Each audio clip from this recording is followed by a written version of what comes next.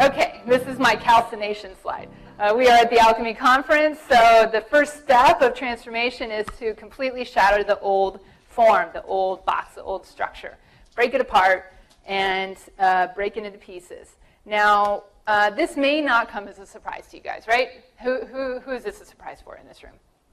That none of this Newtonian ideas are true. Okay. Does anyone still believe these? Does anyone here still act as if it's true? Yeah, I think all of you should have your hands raised. So conceptually, we're saying, okay, yeah, I like these new ideas that are coming through, and yet we're still living our lives as if this old paradigm were true. And we're still operating our schools and our businesses and so many things in this world and our relationships with each other as if this were all true. That's how conditioning works. That's how indoctrination works. Because it is so programmed in at a deep level that it takes a lot of effort to kind of not just consciously believe, like, yeah, I like that idea and I want to believe in it. It takes real effort to, constantly repattern, reprogram our wiring. Okay, and again, that's the techniques of how to do that are the things that I really kind of went into in my workshop.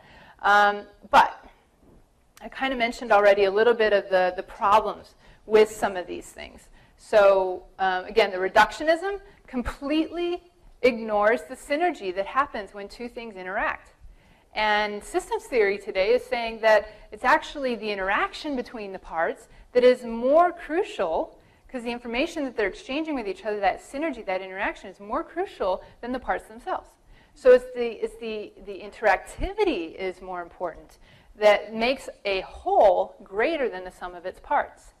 Okay, so the emergence that comes out from the complex interactions. And then the determinism. Again, it removes the idea of free will. It removes the idea that we are consciously participating in the creation of this process. And so this kind of like lets everyone kind of say, well, everything is just coincidence, or, it's fate, or it's happenstance, or, it's just, I don't have a choice in it, right? That's the determinism. The separatism, again, it leads to that survival of the fittest, and it leads to us feeling fear and constantly being driven. And quite frankly, the media likes you to be fear-based because you're more easily manipulated. And so they're constantly driving this idea of separation. If you're separate, then you need something outside of yourself, or there's something to be afraid of, or you have to move towards something to be, but more whole and connected. And so this is a huge piece that we need to move beyond. And I think we are starting to, especially with the network, the internet coming in, the social networking, everything is becoming more interconnected in our world, and so we're moving beyond that. But we're still in our personal relationships reacting as if we're separate.